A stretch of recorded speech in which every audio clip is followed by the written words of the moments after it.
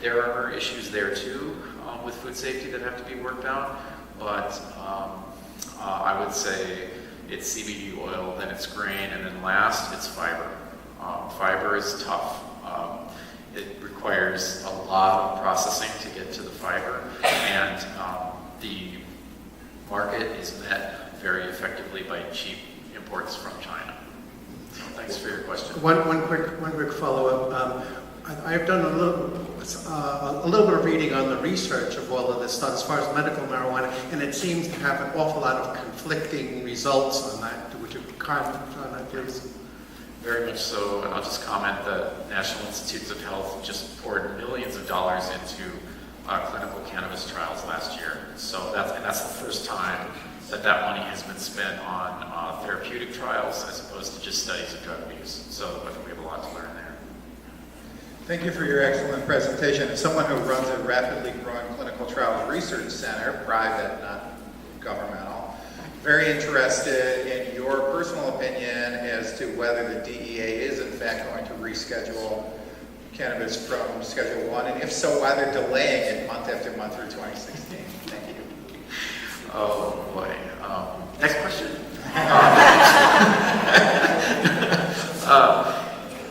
If I knew the answer to that, which means it's a drug where the dangers of abuse and the risks of using it do more harm to society than any potential benefit, makes no sense to anyone outside the department of a few people in the Department of Justice at this point. And so there's a lot of speculation about rescheduling, and I keep my ear to the ground. I don't have anything more to share.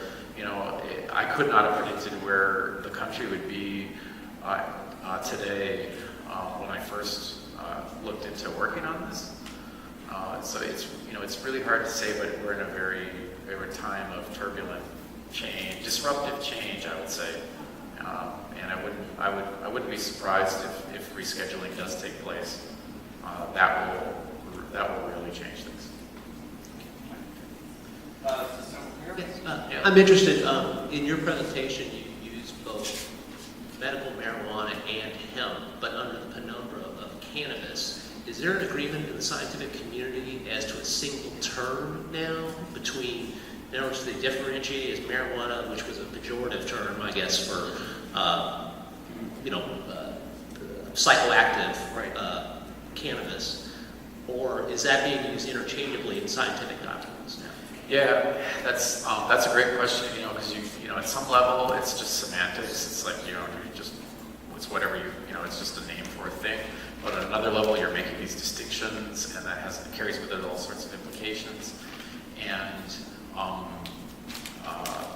when it comes to you asked about the scientific community. I mean, in the legal community, the term marijuana is used, and in the federal statute, it's misspelled with an H instead of a J.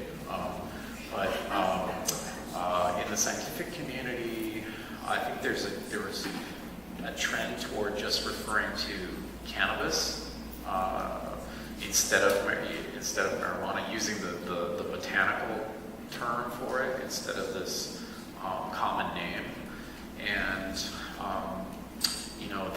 the distinction between hemp and marijuana is a legal one, not so much a scientific one, because that threshold between 0.3% below that and above it is that was arbitrarily set based on a kind of a natural break in the existing variation. But when you have a plant like Charlotte's Web that produces 18% CBD, I don't think we should be calling that hemp, because it has many of the characteristics of the drug type cannabis. It just doesn't happen to produce THC. It produces CBD instead. I don't know if that answers your question.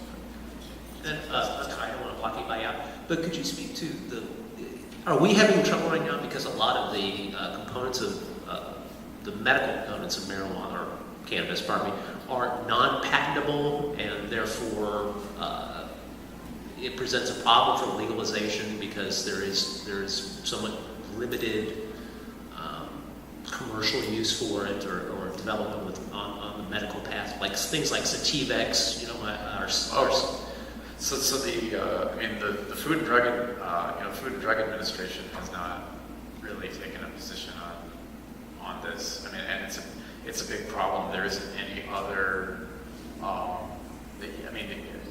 Our system is built around the idea that the FDA approves drugs that are safe to use and effective, and cannabis has not been through that process, nor is it even close to going through that process.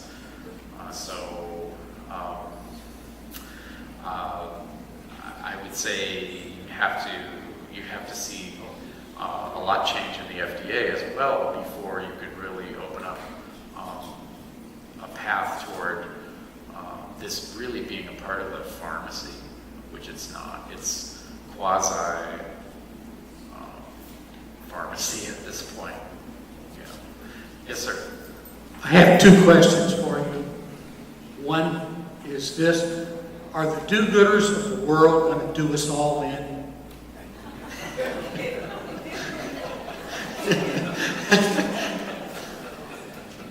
And your second question? The Harrison Narcotic Act, 1919, had marijuana listed. This was classified as a drug. In the middle 1950s, Medical Arts Pharmacy in Louisville, Kentucky had marijuana in their store. What on earth ever happened to the fact that this was a drug? Do you know? Yeah, it's interesting that some of the departments of health and some of the pharmacy research centers, they had these old collections of tinctures dating back, the preparations and things. All that stuff was rounded up and destroyed. I'll tell you, the only other botanist who was working on cannabis in the U.S. besides me, he retired. He retired in the late 1990s. He had a DEA permit, and he had assembled seeds from thousands of different cannabis cultivars. And when the DEA came out and seized it all and destroyed it all, that was all lost. The USDA used to have a seed bank. If it exists, no one can get their hands on it. It's thought to be completely gone. We've erased a huge part of our history, and it's going to, some of that we'll never get back, but we have some, we have some catching up to do, I would say. Okay. Sorry? Yes, ma'am. Oh, sure. Yeah. Thank you. Can you speak on the effects, the anti-inflammatory effects of CBD oil for like treating back pain? And also, do you think Obama will move it to a Schedule 2 before he leaves office? Two invitations to speculate wildly. I mean, not being a physician, I can't. There's not much I can say about, except what I read, what I see and what I read out there in terms of, it's certainly anti-inflammatory is among the conditions that's being investigated. There are so many. There's another one is that's quite controversial is whether cannabinoids can stop proliferation of cancer cells. When you do that on a petri plate, they definitely do. The question is, would they do that in an animal?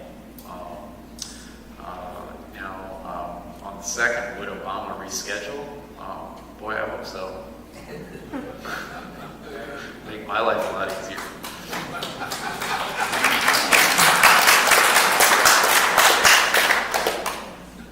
How is a medical marijuana administered? I'm thinking that child up there. That's a great question, and there are many CBD different. oil for that child or whatever. There are many different means of administration. From smoked cannabis to using vaporizers like e-cigarettes, to taking just eyedropper tinctures, to edible products where it's worked into butter. It's soluble in fat, so you can make chocolates and things out of it. When you think about children taking high doses of these things that have never been concentrated like this before in our sort of history of use of the plant, it does raise some concerns. And one thing anecdotally that I hear from practitioners who are involved in this, working with epileptic children and so forth, that a considerable percentage get no benefit whatsoever.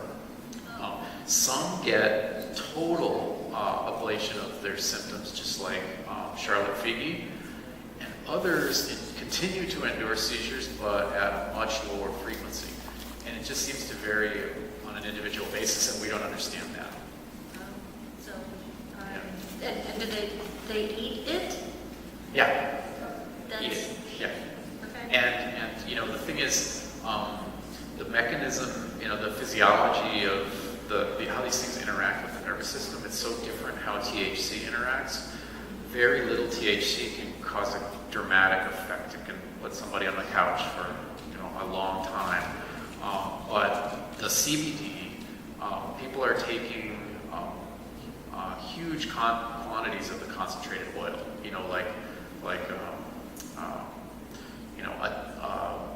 A tablespoon a day or something, and that much THC is probably not a good, not anything anybody would want to do. Well, I've also wanted to, one thing that, I guess the THC side of marijuana or whatever, don't really see anything talking about the initiative and lack thereof of people who partake in that a lot. I've just seen that in people. Mm-hmm. I mean, Becoming unmotivated. yes, Okay. very unmotivated. And there's some folks working on this who see a lot of nuances in the effects and the relative ratios of these different molecules, and more molecules than just the cannabinoids. There are other molecules called terpenoids, the smell of lemons, for instance, that's a terpenoid. Some of those same molecules also occur in cannabis, and they also have effects too. So there's a lot of variation there. I guess it affects different people. We got two more people. Sorry. Okay. And have you heard of the book, The Cornbread Mafia? I have not. You should read that book. Thank you. Ma'am, and then we'll have this gentleman we probably should speak to take the rest after these two. Great questions. Thank you. So I was just wondering, you were proposing that the applications of the research that you did on hemp have real-world applications in the sense that this is like an alternative crop, and it can be used for CBD oil. It can potentially be used if the fibers can be obtained, integrated into plastics and other things, and they have real positive sort of applications in the real world. But science doesn't always translate so well into media headlines. So I was wondering, have you or your team or any of your collaborators considered the social impacts of your work if it does come to fruition the way that you think it will? I have thought a lot about that because I've had a previous experience with a different line of research, and I put it out in the public, and I was just vicious. I was just attacked by people who thought this was a really bad idea and really scary science. And I learned from that experience, and so now I spend more time listening and to what folks in industry and also what consumers have to say about things before I do my next experiment. And So